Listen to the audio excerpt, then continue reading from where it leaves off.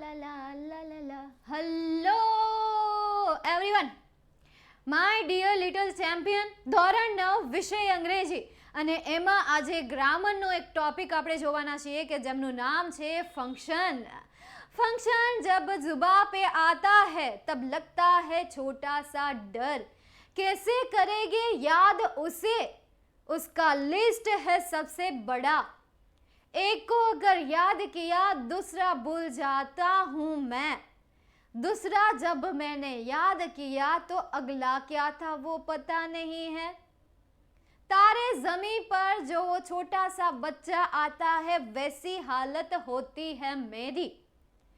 बोलते हैं टीचर मेरे सामने फंक्शन के बारे में क्या न जाने क्या क्या, ये वो पेला तेला.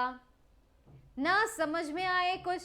ચાલો તો એ જ ડરને આપણે અહીંયા દૂર કરવાનો છે. જબ ये चैनल है आपके साथ तो डरने की है क्या बात. ફંક્શન જે છે એ તમારે એક્ઝામમાં 3 પ્રકાર પૂછાય છે. આમ જોવા જઈએ તો 2 જ. એક મેચ ધ ફોલોવિંગ, બીજું રિસ્પોન્ડ ધ ક્યુ અને ત્રીજું તમને શું પૂછાય છે? ડાયલોગ પૂછાય છે. એને પણ ફંક્શન કહેવાય. તમને ખ્યાલ ન હોય તો હું કહી દઉં, એ ફંક્શનમાં જ આવે છે. એને ડાયલોગ કહેવામાં આવે છે, પરંતુ એ ક્યાંક ને ક્યાંક ફંક્શન છે, કારણ કે એમાં તમે આન્સર તરીકે જો આટલા આન્સર જોતા હશો, નો થેન્ક યુ, ત્યારબાદ ડબલ્યુ થી શરૂ થતા પ્રશ્ન, ત્યારબાદ જેમાં પણ તમને સોરી આપેલું હોય એવા, ત્યારબાદ તમને ધેટ થી વાક્યને જોડીને આપેલું હોય ઇન શોર્ટ કે રિપોર્ટેડ સ્પીચનું સેન્ટેન્સ. ચાલો શરૂઆત કરીએ અને આ ચેનલ સાથે આપણે મળીને, એટલે કે મારી સાથે મળીને તમારો ફંક્શન નામનો જે ડર છે એ ડરને દૂર કરી દઈએ. તો ફંક્શન કે જેમાંથી તમારે 3 પ્રકારના ક્વેશ્ચન આગળ જતા પૂછાશે. અત્યારે માત્ર તમને 2 ક્વેશ્ચન પૂછશે.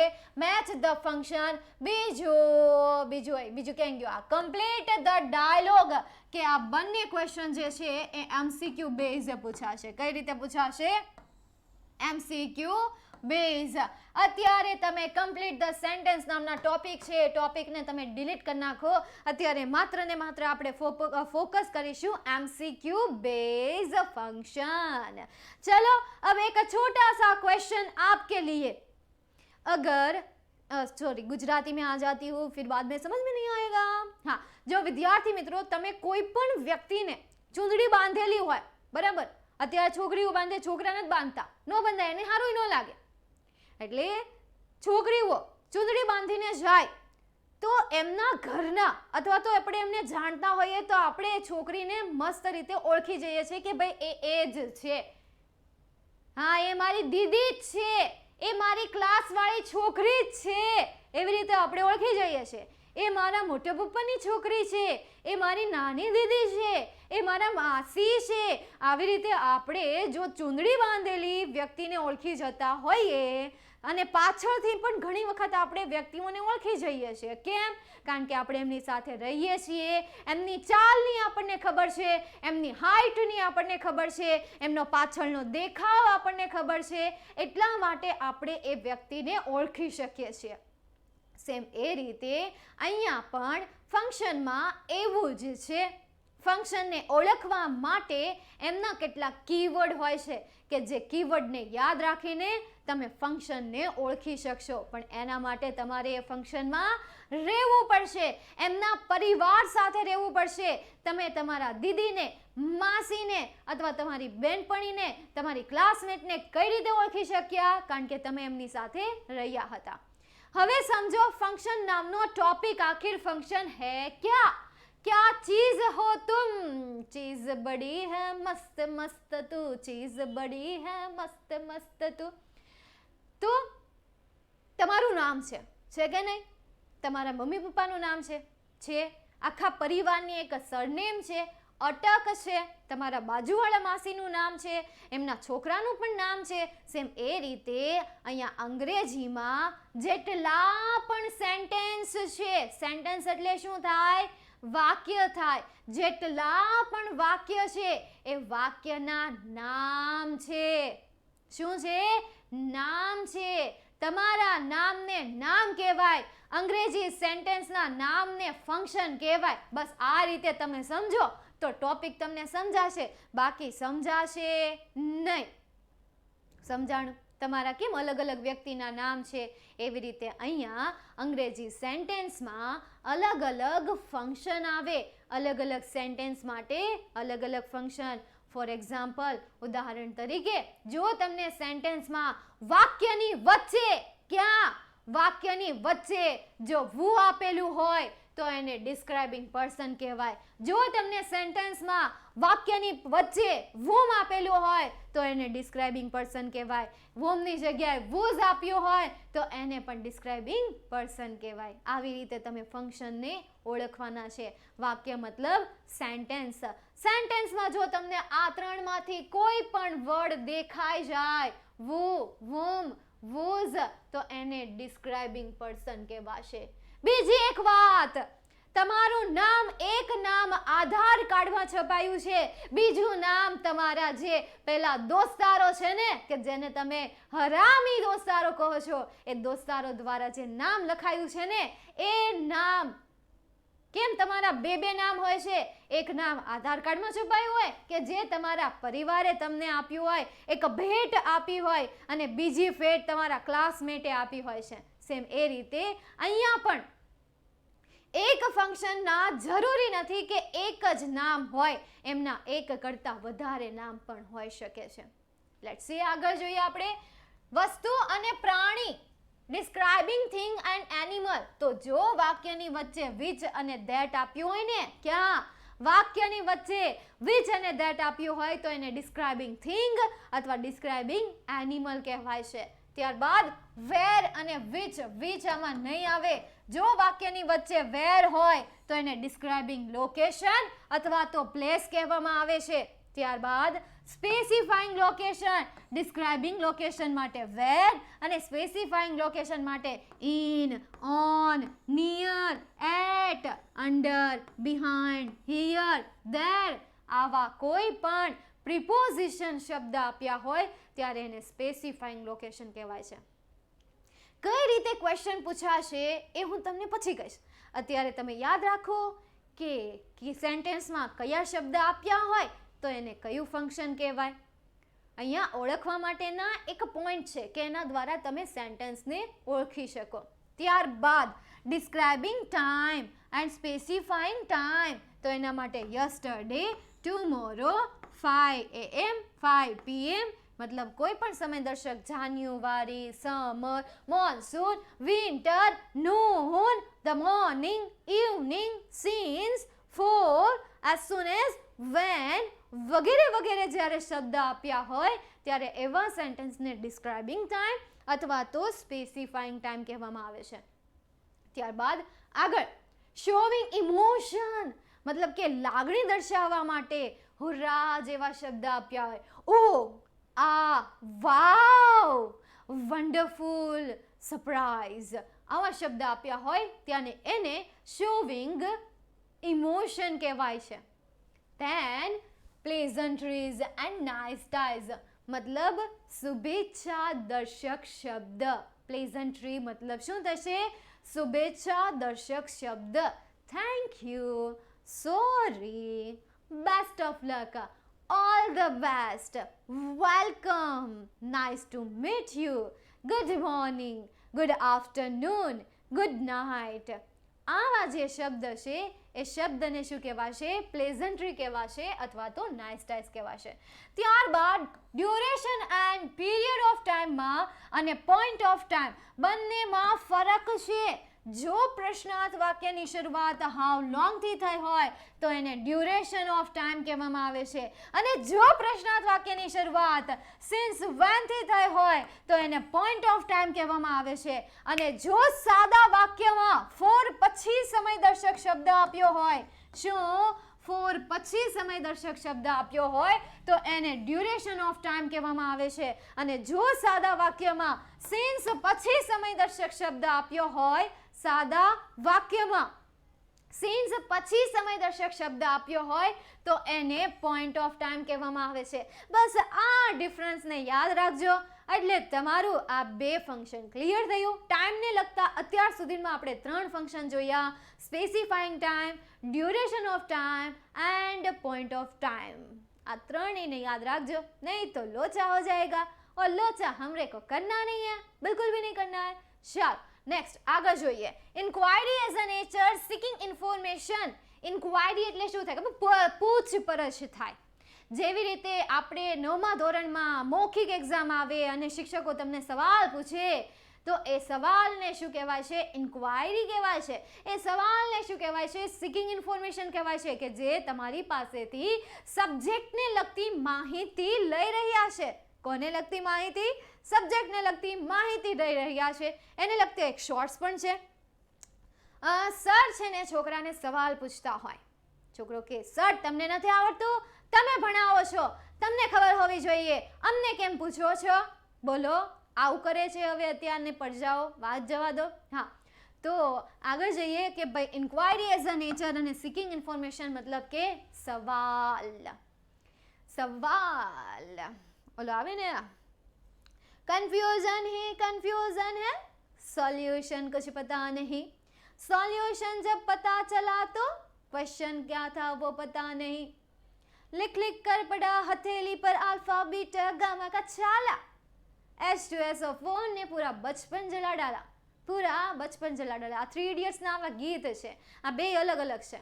ક્વેશ્ચન વાળું તો ઈ તો હાવ અલગ છે અને આવડું આ તો ઈ હાવ અલગ. H2SO4 ને પૂરા બચપન જલા ડાલા.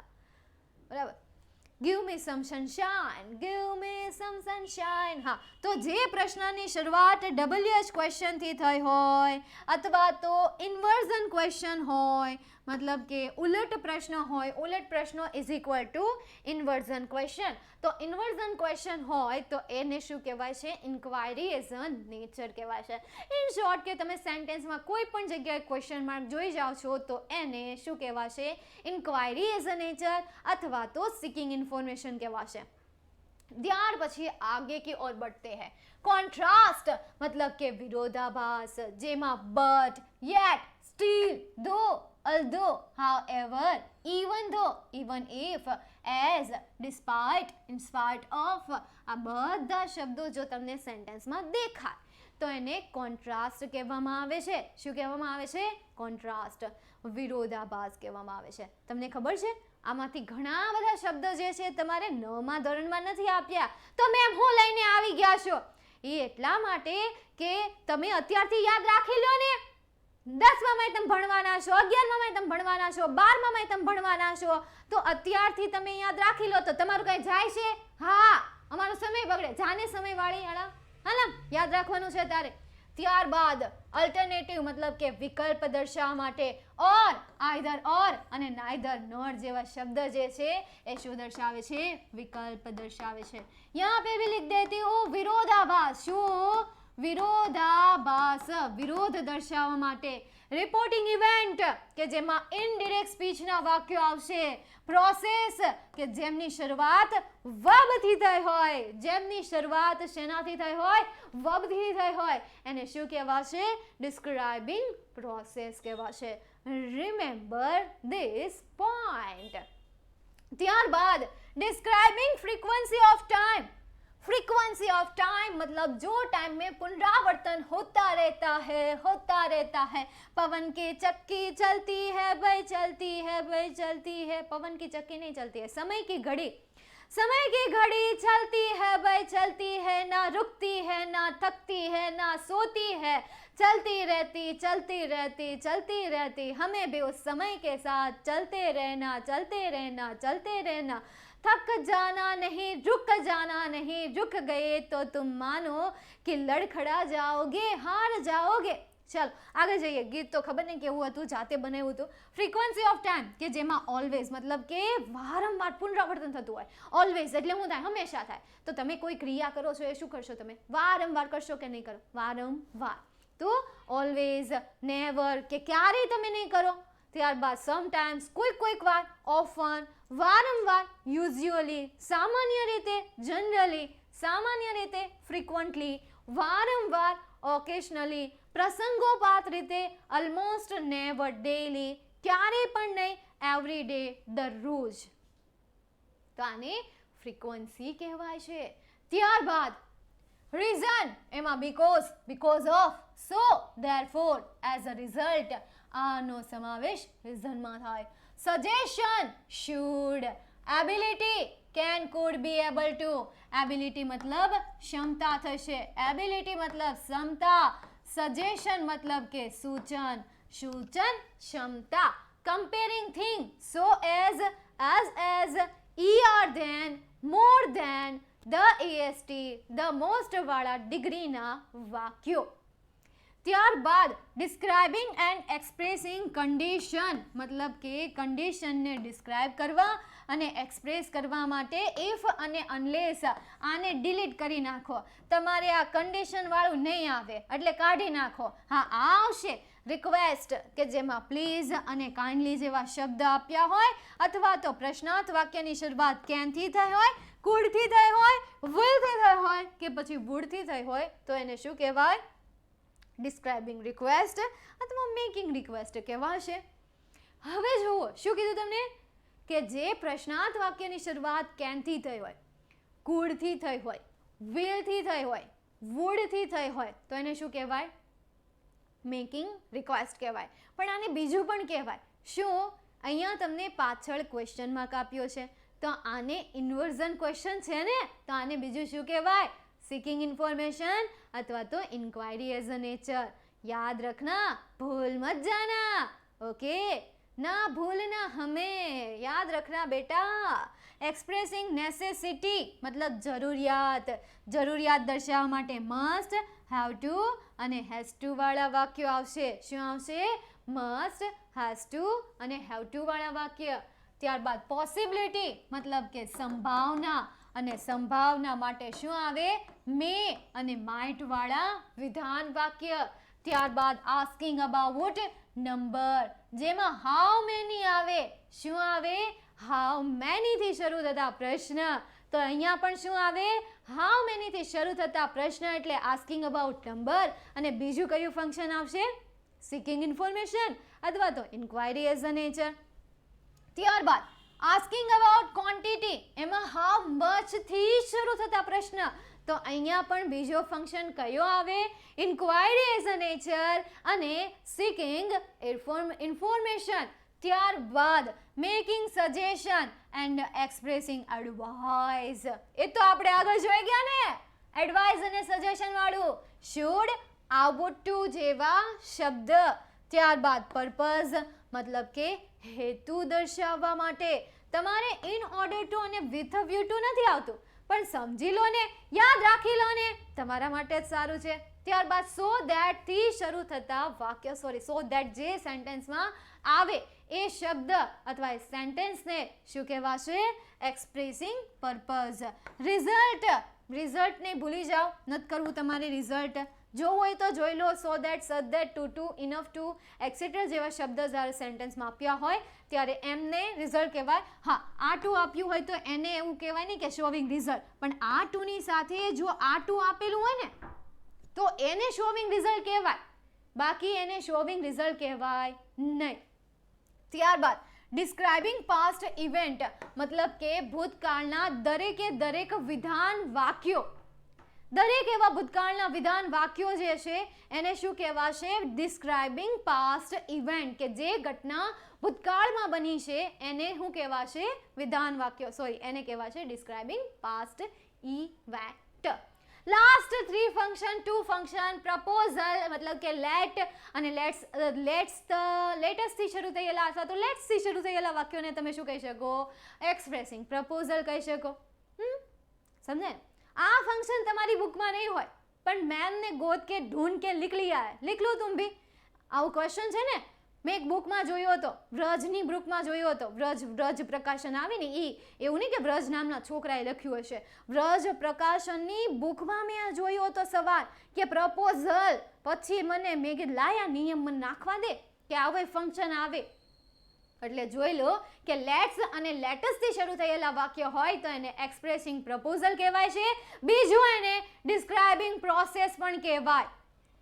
એને એક્સપ્રેસિંગ પ્રપોઝલ અને ડિસ્ક્રાઇબિંગ પ્રોસેસ પણ કહેવાય છે. ત્યારબાદ એક્શન મતલબ કે જે વાક્યમાં સિમ્પલ એક્શન છે અથવા તો એ પેસિવ વોઇસમાં છે, સિમ્પલ કોઈ પણ પ્રકારની એક્શન છે, ક્રિયા છે, તો એને ડિસ્ક્રાઇબિંગ એક્શન કહેવામાં આવે છે, અથવા તો એમાં પેસિવ વોઇસનું સેન્ટેન્સ છે તો એને પણ ડિસ્ક્રાઇબિંગ એક્શન કહેવાય છે. હવે એક્ઝામમાં તમારે ક્વેશ્ચન આ રીતે પૂછાશે. ફોર એક્ઝામ્પલ, અલાસ, અલાસ, અલાસ, અલાસ, અલ્લાહ, અલ્લાહ, અલ્લાહ. અલાસ મતલબ કે અહીંયા તમને ઇમોશન આપેલું છે, તો અહીંયા આન્સર તરીકે ઇમોશનમાં આપણી પાસે છે D option. Then you can study Hindi or Sanskrit. અહીંયા તમને કેન આપ્યું, અહીંયા તમને ઓર આપ્યું, તો જો સેન્ટેન્સમાં કેન આપ્યું હોય તો એને એબિલિટી કહેવાય, અને જો સેન્ટેન્સમાં તમને ઓર આપ્યું હોય તો એને અલ્ટરનેટિવ કહેવાય. Let's see the option. Alternative આપ્યું છે પરંતુ આમાં તમને ક્યાંય એબિલિટી નથી આપ્યું, તો અહીંયા આન્સર તરીકે આવશે એ આન્સર. બોલો બોલો, ક્યાં આન્સર આएगा? એ આન્સર आएगा. Third question, marriage ceremony will be at the Anand Hall. Anand Hall at સદર્શક શબ્દ, તો અહીંયા પ્લેસ છે, લોકેશન છે, આયરું, તો અહીંયા આન્સર શું આવશે? બી આન્સર આવશે. પ્રિપોઝિશન યાદ રખના બેટા. तो ही आवड़ेगा, तेने को आवड़ेगा, वो आवड़ेगा, तो ही आवड़ेगा, वरना नहीं आवड़ेगा. ચાલો ત્યાર પછી will you help me question છે, ચાલો જોઈએ. will you help me making request આપ્યું છે પરંતુ ક્વેશ્ચન નથી આપ્યું, પણ રિક્વેસ્ટ આવે. કેમ ખબર? કારણ કે મેં તમને કીધું હતું કે will થી શરૂ થતા હોય તો એમાં આવશે મેકિંગ રિક્વેસ્ટ.